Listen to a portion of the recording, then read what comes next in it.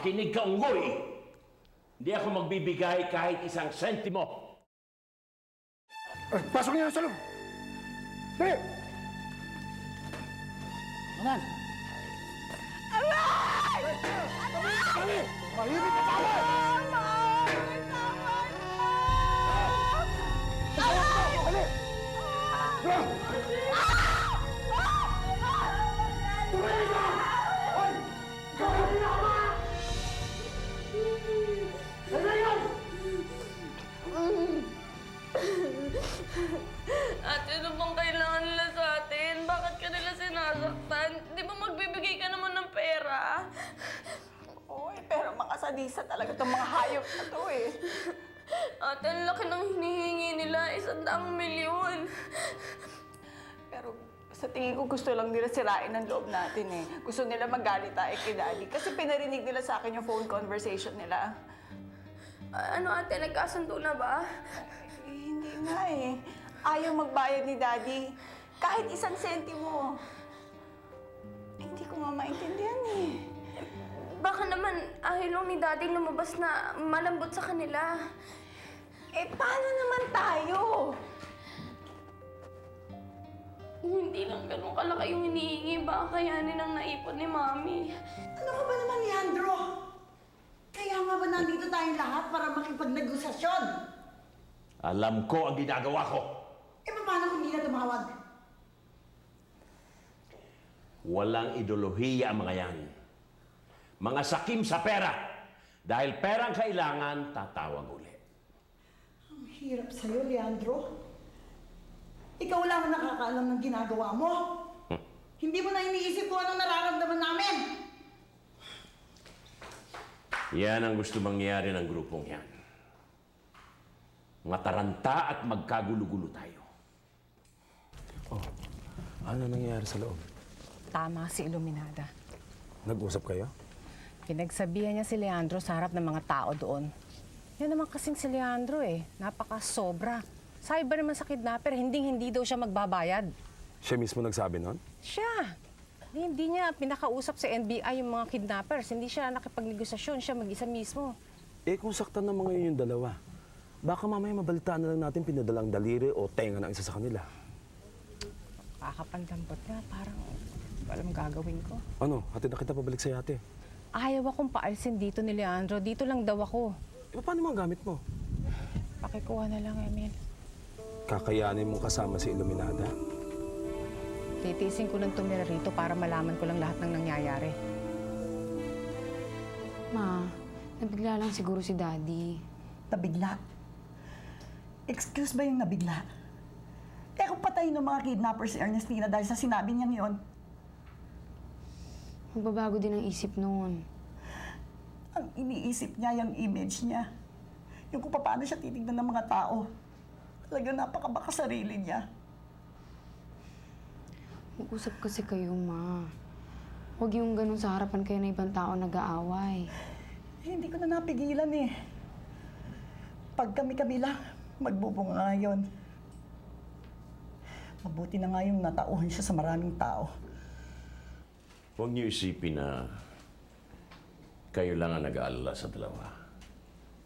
Eh bakit ginagawa mong komplikado ang simple? Yan o. Magbayad ako kaagad.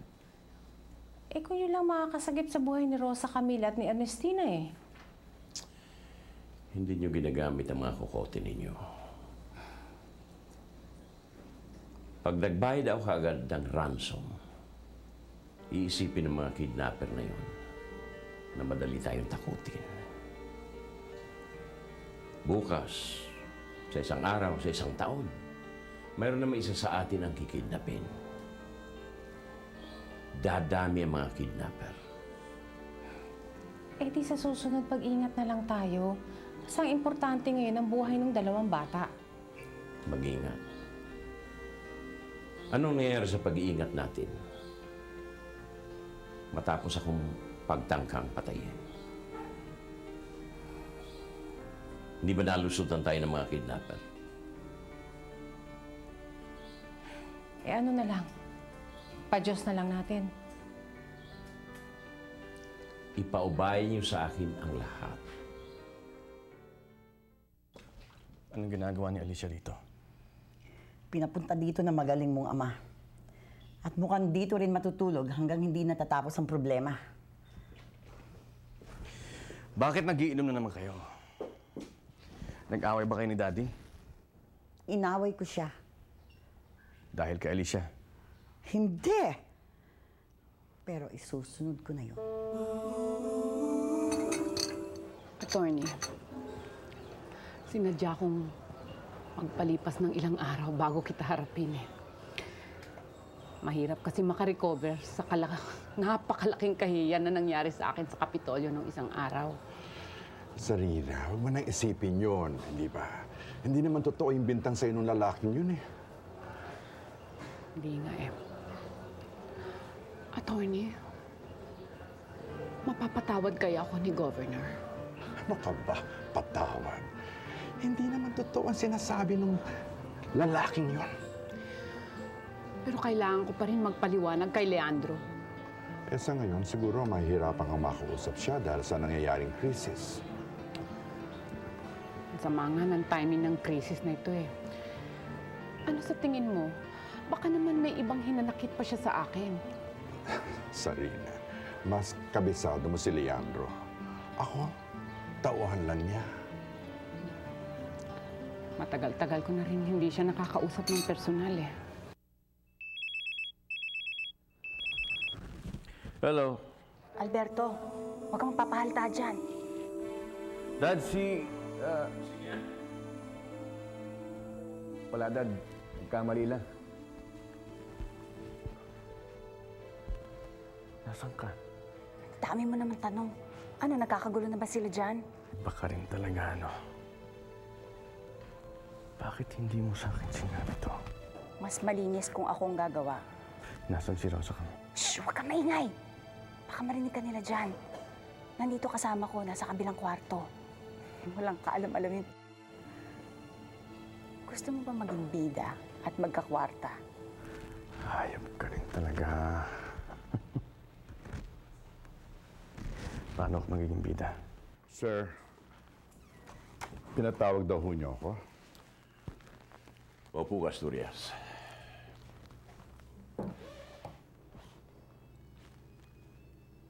Mapagkakatiwalaan pa rin kita, hindi ba? Sir, alam niyo naman sa inyo lang ako tumagal. Asturias, atin-atin lang ito. Kausap ko si Yabes. Nagkasundo kami. Sila ang makikipag-negotiate doon sa mga kidnapper. Pero, ililihim natin sa pamilya ko at sa lahat ng mga tao ang pagbabayad ko ng ransom. Palalabasin natin na tutol ako. Pero, ayusin mo ang perang pantubos. Saan po natin kukunin yun? Doon sa secret account ko, inilagay ko sa pangalang Leon Montes. Natatandaan mo yun? Yes, sir.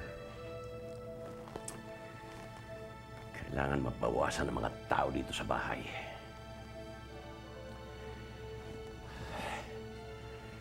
Nakakairita.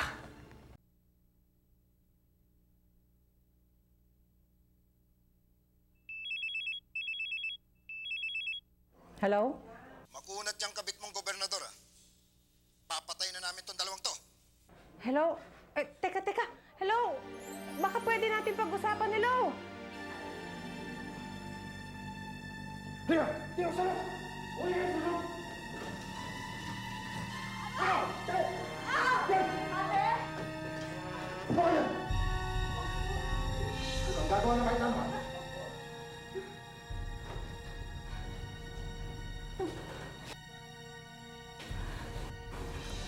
Ate, makakalabas pa kaya tayo ng buhay dito? Alam mo, habang tumatagal, parang nawawala na ako ng pag-asa. Ate, ako rin. Siguro si Mami nag-aalala na. Sana makita ko pa siya. Pero kung hindi nangyari to, hindi kita makikilala ng lubusan. Kailangan pa bang mangyari sa atin to para magkalapit tayo ng loob? Ate, pag nakalabas tayo ng buhay dito, pangako natin sa isa't isa na magtutulungan tayo para mapaglapit ang pamilya natin. Noon pa man, yun na yung gusto ko. Sana matapos na to. Alam mong pumayag na yung mga kidnappers na tanggapin yung 6 na milyon mula dun sa ATM account ko. Kaya lang nagbagong isip ko eh. Bakit ate? Pagkakataon na natin yun. Eh kasi sabi nila ako lang ang pakakawalan nila eh. Hindi kita maiiwan.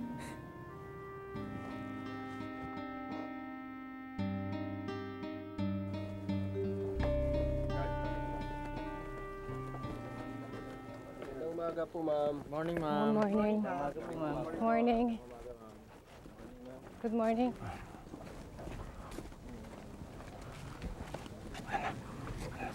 Ako na magbibigay ng ransom. Sigurado ka ba sa gusto mong gawin yan? Sinabi sa akin ni Leandro, hindi siya magbabayad sa mag-kidnapper. So, humingi sila ng 30 million, ako magbibigay ng 30 million sa kanila. Oh, pero Alicia, sarili mong pera bibigay mo? Eh, sino pa ang aasahan ko? Meron kang ganong pera? Meron akong naipon. Mga binibigay sa akin ni Leandro para kay Rosa Camila, pinalalago ko para sa kinabukasan niya. O para naman pala sa kinabukasan ni Rosa Camila? Anong kinabukasan pa ang pag-uusapan natin kung patay na ang anak ko? Adi, konsulta muna natin kay Elaine. Hindi magsusumbong yan kay Leandro, pagagalitan pa tayo. Hindi natin kaya ito, Alicia. Baka lukuhin tayo, traitor ng mga kidnapper. Ano gagawin natin? Wala tayong gagawin dito, tapos papatay nila ang anak ko. Delikado to. Hindi ako pwedeng tumayo dito at walang gawin maghintay dito, no? Tinawagan mo na babangko. Tinawagan ko na. Hinayos na nila ang pera. Inaantay ko na lang ang tawag ng mga kidnappers at instructions nila. Susugal ko ang lahat, Emil. Makuha ko lang si Rosa Camila. Dito tayo sa labas at baka magkainit ang kayo ni Yabes dun sa loob eh. Morning, sir. Morning. Wala din naman binatbat yang si Abis. Tingnan mo. Morning, sir. Hanggang ngayon, wala pa rin nalulutas. Morning, sir. Gusto mo bang gumanda ang takbo ng karir mo? Sino ba namang ayaw? Ayoko na malaking operasyon. Kung po pwede, ilan lang sa mga taong talagang pwede natin mapagkatiwalaan. Itatlo ako may sasama. Yung talagang loyal sa'yo. Oo, sigurado. Maganda ka. Hindi na ba sila tatawag? Sabi nila, dito lang tayo sa kotse, wag tayong bababa. At iwanan lang natin bukas yung trunk. Yung malit na komperensya na nag-bahay sa kanilang bahay, hindi tatagalin ng kalahating oras. Baka hanapin ka nila doon. Emil, pwede ba wag na natin problemahin yon? Eh, kung pantayin nila tayo rito. Hindi, may mga dumadaan naman dyan eh. Hindi naman siguro ang mga yan. Si Ernestina ba hindi kasama sa kanilang palalayain? Si Rosa Camila lang ang pinag-usapan. Oh, paano nan si Ernestina? Eh, sigurado kung gagawa ng paraan yun ni Iluminada. Kanya-kanya to, Emil. Oh, ayan na yata. Oh, bakit walang number yung type number yung owner?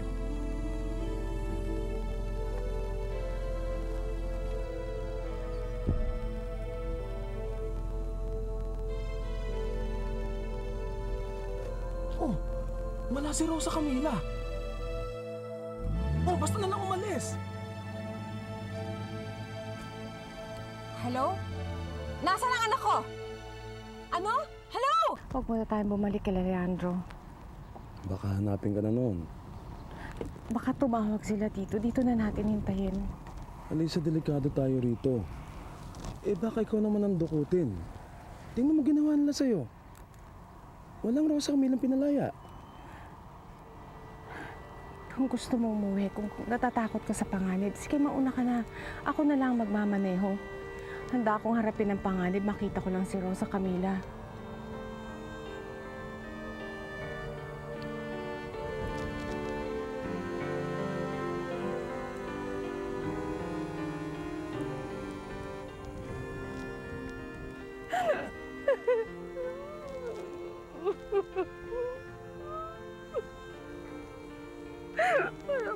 Tama ka, Emil. Ano na yan, Alicia? Inaalala ko lang naman yung kaligtasan mo. Please, Emil, dito muna tayo.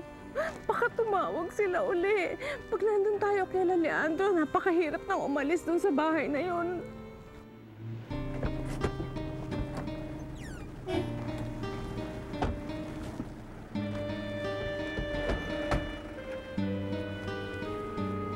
Ores.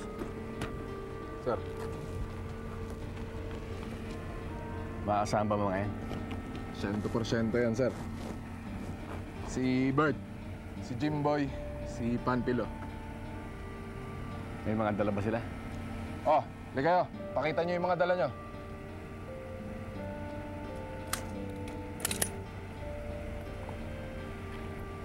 Nakipaliwanag na ba sa kanila?